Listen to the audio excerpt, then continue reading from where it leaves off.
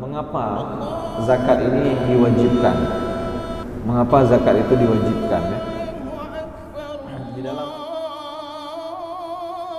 Bismillahirrahmanirrahim. Assalamualaikum warahmatullahi wabarakatuh.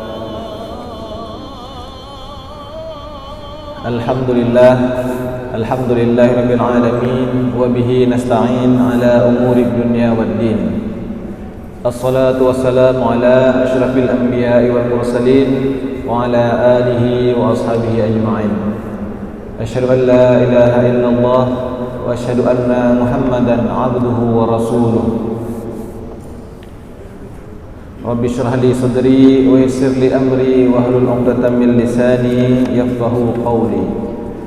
Qala Allah ta'ala fil Qur'anil Karim wa huwa asdaqul qailin.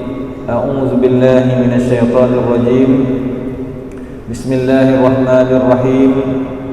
Khudz min amwalihim shadaqatan tutahhiruhum wa tuzakkihim biha wa shalli 'alaihim inna salataka sakanun lahum wallahu sami'un 'alim. Shadaqallahul 'azim. Hadirin hadirat sidang jamaah subuh yang dirahmati Allah, marilah kita senantiasa bersyukur kepada Allah Subhanahu wa taala atas segala limpahan rahmat dan nikmat yang senantiasa tercurah kepada kita semua. Salawat dan salam kepada junjungan kita Nabi besar Muhammad sallallahu alaihi wasallam. Hadirin hadirat yang berbahagia, di antara kewajiban yang merupakan rukun Islam yang diperintahkan kepada kita adalah melaksanakan ibadah zakat ataupun membayar zakat. Zakat kalau kita perhatikan, walaupun merupakan sebuah bentuk ibadah ataupun sebuah bentuk ketaatan kita kepada Tuhan Allah Subhanahu wa taala, akan tetapi ternyata zakat ini juga mempunyai dimensi-dimensi lain yang bermanfaat baik kepada manusia sebagai individu maupun manusia sebagai makhluk yang hidup bermasyarakat. Kalau kita perhatikan, ibadah zakat ini mempunyai dua dimensi. Ibadah yang berdimensi vertikal, artinya ibadah ini adalah sebuah bentuk perintah yang diperintahkan oleh Allah Subhanahu wa taala kepada orang-orang yang memiliki harta, dan harta itu sudah mencapai nisab, sudah mencapai syarat dan rukun untuk ditunaikan zakatnya. Jadi dalam Al-Quran disebutkan wa aqimus shalah wa atuz zakah. Kemudian dalam ayat yang lain wa atuz zakah warka'u ma'ar raki'in. Jadi zakat adalah sebuah ibadah vertikal ya, yang melambangkan ketaatan kita sebagai makhluk atas perintah Allah. Sama seperti ibadah salat. Salat juga adalah merupakan ibadah, wujud ketaatan kita kepada Allah Subhanahu wa taala. Zakat pun demikian. Yang membedakannya adalah zakat ini ibadah maliyah, ibadah dalam hal urusan harta. Nah, dimensi lain dari zakat ini adalah dimensi sosial. Nah, mungkin berbeda dengan ibadah-ibadah yang lain. Zakat juga mengandung dimensi yang menggambarkan hubungan ukhuwah antara sesama manusia. Mungkin kalau ibadah salat lebih ke personal, hubungan manusia dengan Tuhan, akan tetapi ibadah zakat ini sangat kental nuansa keakraban ataupun nuansa ukhuwah antara manusia dengan manusia lainnya. Ini digambarkan di dalam sebuah ayat Al-Quran di mana disebutkan bahwa innamal mu'minuna ikhwah fa aslihu baina akhawaykum wattaqullaha la'allakum turhamun. Sesungguhnya orang-orang yang beriman itu adalah bersaudara, maka islahkan, maka perbaikilah, eratkanlah hubungan di antara sesama manusia dalam persaudaraan itu, dan bertakwalah kepada Allah, semoga kamu dirahmati. Zakat adalah ibadah yang dapat mengislahkan, yang dapat memperbaiki, yang dapat mengakrabkan dan mengeratkan hubungan antara sesama manusia. Dengan zakat akan timbul rasa kasih sayang, rasa kepedulian, rasa solidaritas kita melihat nasib orang lain. Demikian juga orang yang menerima zakat akan timbul kepercayaan pada dirinya bahwa umat-umat yang lain, bahwa orang lain juga peduli akan nasib dirinya. Hadirin hadirat yang berbahagia, tidak semua orang Allah berikan rezeki yang sama. Dalam hidup ini kita perhatikan ada orang-orang yang kaya, ada orang-orang yang miskin, ada orang yang sangat dimudahkan rezekinya, sangat lancar rezekinya, ada orang-orang yang susah sekali mendapatkan rezeki. Nah, itu merupakan bagian dari hikmah penciptaan Allah Subhanahu wa taala dan hikmah ujian hidup dalam kehidupan manusia. Nah, karena itu zakat ini adalah juga bagian dari ujian hidup tadi. Apakah kita mau orang-orang yang memiliki kelebihan harta ini untuk memberikan sebagian dari hartanya kepada orang lain, dan itu diwajibkan. Ini bukan pilihan. Artinya zakat ini adalah memang wajib ditunaikan oleh setiap kita yang memiliki harta itu berkembang dan sudah lebih dari haulnya, sudah lebih haul dan sudah lebih nisabnya. Jadi itu wajib untuk dikeluarkan. Hadirin hadirat yang berbahagia, kewajiban ini ditetapkan sangat rinci, sangat detail sekali ya. Baik orang-orang yang diwajibkan untuk membayar, untuk menunaikannya, maupun orang-orang yang akan menerimanya. Jadi ada pemberi zakat ataupun pembayar zakat dan ada penerima zakat. Nah, penerima zakat ini adalah kelompok di dalam masyarakat yang mana nasibnya itu tidak seperti nasib orang-orang kaya tadi. Di dalam Al-Quran diidentifikasi, disebutkan ada 8 asnaf ya, ataupun 8 kelompok mustahik, orang-orang mustad'afin, kaum-kaum lemah yang ada di dalam masyarakat kita yang berhak untuk mendapatkan dana zakat. Innamas shadaqatu lil fuqara'i wal masakina wal 'amilina 'alaiha wal mu'allafati qulubuhum wa fir riqab wal gharimina wa fi sabilillahi wa ibnis sabil fariidatan minallah wallahu alimun hakim. Sesungguhnya zakat itu adalah diberikan untuk orang-orang fakir, kemudian orang-orang miskin, kemudian para amil yang mengurus zakat, kemudian mu'allaf, kemudian orang-orang yang dalam perbudakan, kemudian orang-orang yang berhutang, dan orang-orang yang dalam perjalanan, dan fi sabilillah, dalam berjuang di jalan Allah, sebagai sebuah kewajiban dari Allah Subhanahu wa taala, dan Allah Maha mengetahui lagi Maha bijaksana. Jadi hadirin hadirat yang berbahagia, zakat ini disalurkan dari orang-orang yang memiliki kelebihan dana kepada orang-orang yang memerlukan biaya hidup, yang memerlukan dana untuk baik untuk bertahan hidup ataupun untuk melanjutkan ya. Kalau sekarang sudah ada zakat produktif, selain untuk bertahan hidup juga diberikan zakat ini, diberikan juga untuk memampukan ya, ataupun untuk memberdayakan kelompok-kelompok lemah tadi agar bisa mencari harta sendiri, baik diberikan dalam bentuk modal usaha ataupun diberikan pelatihan-pelatihan ya, diberikan kursus untuk meningkatkan skill, kemampuan, ya, sehingga dia dapat bekerja nanti. Hadirin hadirat yang dirahmati Allah, lalu mungkin timbul pertanyaan di dalam diri kita, mengapa zakat ini diwajibkan? Mengapa zakat itu diwajibkan, ya?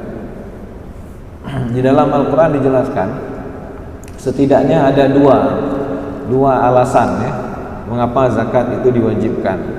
Nah, memang di dalam Al-Quran setiap ibadah ternyata ada rahasianya, ada disebutkan alasan, ya, alasan hikmah mengapa sebuah kewajiban itu diwajibkan. Apakah itu ibadah salat, ibadah haji, ibadah puasa, termasuk juga ibadah zakat, ada hikmah ataupun ada alasan tersendiri mengapa zakat ini diwajibkan. Yang pertama adalah alasan personal, ya, alasan personal yang menyangkut diri kita sendiri, ya, sebagai seorang individu. Di dalam Al-Quran disebutkan bahwa zakat ini berfungsi untuk mensucikan dua hal, mensucikan diri kita dan mensucikan harta kita, ya. Sucikan diri kita dan mensucikan harta kita. Nah, dalam Al-Quran, khuz min amwalihim sadaqatan tutahhiruhum wa tuzakkihim biha wa salli alaihim inna salataka sakanun lahum wallahu sami'un alim. Ambillah dari harta mereka, itu zakat, untuk membersihkan mereka dan untuk mensucikan, ya, diri mereka dan hartanya. Jadi fungsi zakat ataupun alasan diwajibkan zakat ini adalah untuk yang pertama tazkiyatun nafs, ya, tazkiyatun nafs, untuk mensucikan diri kita. Maksudnya apa? Maksudnya mensucikan hati kita dari segala sifat-sifat yang terkait dengan sifat-sifat negatif, ya, yang terkait dengan harta, yang terkait dengan kecintaan pada harta, seperti sifat bakhil, sifat tamak, sifat ingin mencintai harta. Nah, ini semua akan dibersihkan, akan dikikis, ya, melalui kesadaran kita untuk membayar zakat. Kemudian akan muncul nanti sifat-sifat baru, akan muncul sifat yang baik, yang mahmudah, yaitu sifat mau tolong menolong, sifat saling membantu, ya, sifat tidak cinta harta. Akan muncul di dalam diri kita sifat-sifat seperti itu. Kemudian yang kedua adalah untuk mensucikan harta kita, ya, ataupun tazkiyatul mal, mensucikan harta. Nah, mengapa harta ini perlu disucikan? Karena hadirin hadirat yang berbahagia, harta ketika kita cari, kadang-kadang secara tidak sengaja mungkin kita bercampur harta kita dengan harta-harta haram, ya. Bercampur harta kita dengan minimal benda-benda ataupun dimensi-dimensi yang syubhat, ya, yang syubhat, yang kita tidak tahu, yang kita ragu apakah ini halal atau haram. Nah, minimal bercampur dengan hal-hal demikian, ya. Maka zakat yang kita keluarkan itu akan menjadi pensuci, penyuci, ya. Ini akan menjadi pahala. Zakat yang kita keluarkan akan ada pahalanya, dan pahala ini akan menghapus dosa-dosa yang mungkin timbul karena kita berlaku sesuatu yang salah, ya, dalam ketika kita mencari harta. Nah, jadi karena itu maka zakat ini tidak boleh diberikan kepada keluarga Nabi Muhammad SAW. Karena ini kotoran manusia, ya. Dalam hadis disebutkan, inna hadhihi sadaqah awsakhun nas la tahillu li Muhammadin wala li ali Muhammad. Sungguhnya zakat ini kotoran manusia, tidak halal untuk Muhammad dan untuk keluarga Muhammad. Berbeda nanti dengan hibah ataupun dengan hadiah, ya. Tapi kalau khusus untuk zakat, keluarga Nabi Muhammad SAW tidak boleh menerimanya. Pernah Hasan suatu ketika pernah memakan pembagian harta zakat, lalu dimakan oleh Hasan, cucu Nabi. Lalu Nabi berusaha untuk mengeluarkannya. Buang. Inna zakat ini la tahillu lana sadaqah, ya. Inna ala Muhammad la tahillu lana sadaqah, ya. Sesungguhnya keluarga Muhammad ini tidak halal untuk memakan harta pemberian dari zakat tadi. Nah, jadi zakat ini adalah fungsinya untuk mensucikan harta kita. Jadi setiap tahun kita keluarkan zakat, itu berfungsi untuk mensucikan harta kita. Dan ada zakat yang kita keluarkan bukan setiap tahun, ya, tapi ketika sudah selesai musim panen, ya kita keluarkan. Dan ini jumlah kewajiban zakat ini kalau kita perhatikan itu sangat minim, ya, sangat kecil, yaitu sekitar 2,5% saja, ya, dari total kekayaan kita. 2,5%. Jika dibandingkan dengan pajak sangat jauh berbeda, ya. Pajak 10%, 15%, dan nanti akan naik lagi. Sementara zakat hanya 2,5%. Nah, itu untuk proses pensucian diri kita dari sifat-sifat negatif dan untuk pensucian harta kita. Nah, hadirin hadirat yang berbahagia, akan tetapi sebenarnya ini adalah langkah awal, ya. Zakat ini kewajiban yang minimal, yang itu sebagai sesuatu yang harus dibiasakan. Akan tetapi sebagai seorang mukmin, sebagai seorang muslim, kita tidak berhenti dalam pemberian zakat saja, ya. Karena zakat ini kewajiban, sama seperti kita melaksanakan sholat. Kita tidak berhenti pada hanya melaksanakan sholat fardu saja. Nah, setelah sholat fardu, ya kita melaksanakan sholat sunat.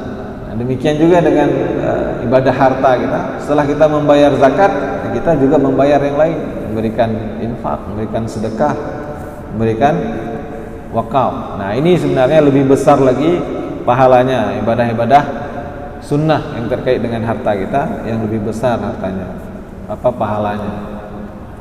Kemudian alasan yang kedua, hadirat, adalah alasan sosial, ya. Mengapa zakat ini diwajibkan?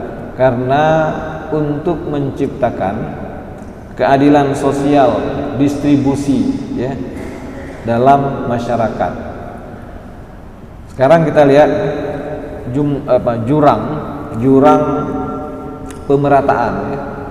Jurang pemerataan ataupun gap antara kesenjangan antara yang kaya dan yang miskin di dalam masyarakat kita itu sangat terasa. Mungkin kalau untuk Aceh tidak begitu terasa, ya. Nah, Gini ratio kita tidak sangat rendah, ya, dibandingkan dengan daerah-daerah yang lain. Tapi kalau kita pergi ke luar Aceh, itu akan terasa sekali bagaimana orang-orang yang kaya di sebelahnya orang miskin, dan orang miskin terlihat di mana-mana. Nah, jadi fungsi zakat ini adalah untuk menciptakan sebuah kehidupan sosial masyarakat di mana jurang antara yang kaya dan yang miskin ini tidak begitu terlihat, akan menjadi sangat minimal. Dalam Al-Quran disebutkan, wallahu faddala ba'dakum ala ba'din fir rizq, faman ladzi fuddilu biraddi rizqihim ala ma malakat aymanuhum fahum fihi sawa afa bi ni'matillahi yajhadun. Dan Allah telah melebihkan, ya, sebagian kamu dari sebagian yang lain dalam hal rezeki, dalam hal kekayaan. Allah memang lebihkan bagian kamu dengan sebagian yang lain dalam hal kekayaan. Lalu mengapa orang-orang yang Allah lebihkan rezekinya tidak memberikan rezeki tersebut kepada orang lain sehingga menjadi sama? Apakah mereka ingkar? Apakah dengan terhadap nikmat yang diberikan oleh Allah Subhanahu wa taala? Nah, hadirin hadirat yang berbahagia, jadi jelas di dalam ayat ini bahwa Allah memang menciptakan kehidupan dalam manusia ini tidak sama. ada perbedaan, ada jurang antara yang kaya dan yang miskin. Nah, ini menjadi bahagian yang harus kita selesaikan secara sadar dalam kehidupan bermasyarakat bernegara kita. Jadi pemerintah harus memiliki kebijakan-kebijakan yang dapat menyelesaikan ya, ketidaksamaan ataupun jurang perbedaan antara yang kaya dan yang miskin.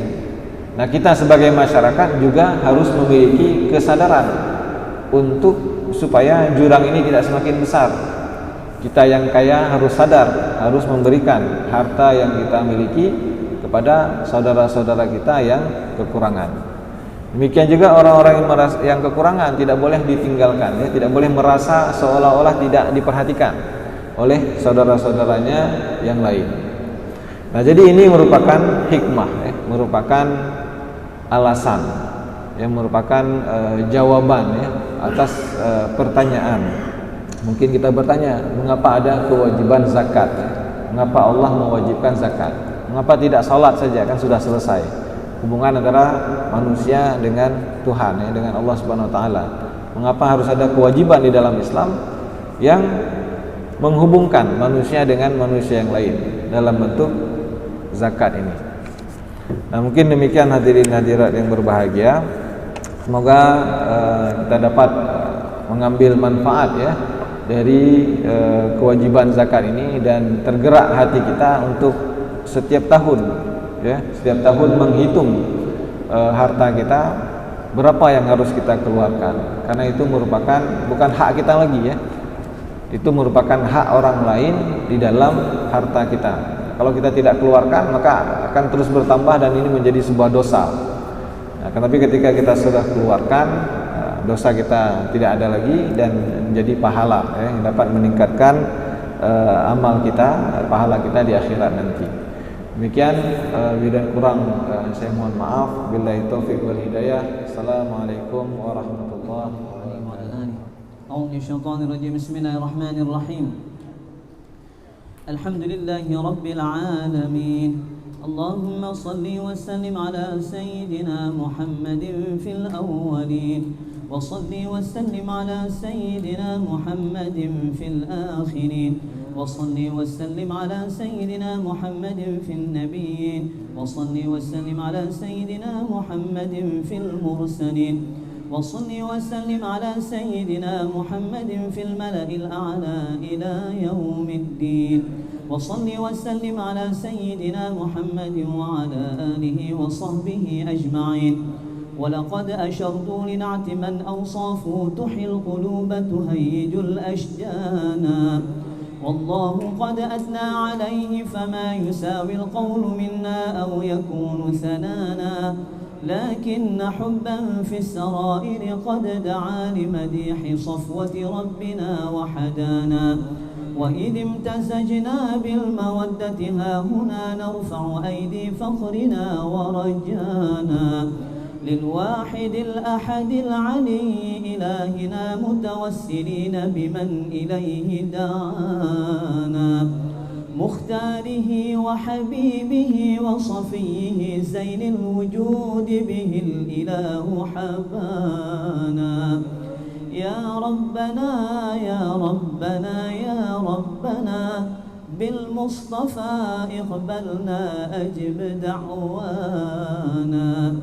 أنت لنا يا ذخرنا في هذه الدنيا وفي أخرانا. أصلح لنا الأحوال واغفر ذنبنا ولا تؤاخذ رب إن أخطانا. واسلك بنا في نهج طه المصطفى ثبت على قدم الحبيب خطانا. أرنا بفضل منك طلعة أحمد في بهجة عين الرضا ترعانا. واربط به في كل حال حبلنا وحبال من ودى ومن والانا. والمحسنين ومن أجاب نداءنا وذوي الحقوق وطالبا أوصانا. والحاضرين وساعيا في جمعنا ها نحن بين يديك أنت ترانا ولقد رجوناك فحقق سؤلنا واسمع بفضلك يا سميع دعانا وانصر بنا سنة طه في بقاع الأرض واقمع كل من عادانا وانظر إلينا واسقنا كأس الهنا واشف وعاف عاجلا مرضانا واقضي لنا الحاجات وأحسن ختمنا عند الممات وأصلح عقبانا. Sama-sama. يا ربي واجمعنا وأحبابا لنا في دارك الفردوس يا رجوانا. يا ربي واجمعنا وأحبابا لنا في دارك الفردوس يا رجوانا. يا ربي واجمعنا وأحبابا لنا في دارك الفردوس يا رجوانا. بالمصطفى صل عليه وآله ما حركت ريح الصبا أغصانا. سبحان ربك رب العزة عما يصفون وسلام على المرسلين والحمد لله رب العالمين. الفاتحة ورحمة الله. أعوذ من الشيطان الرجيم. بسم الله الرحمن الرحيم. الحمد لله رب العالمين الرحمن الرحيم مالك يوم الدين. إياك نعبد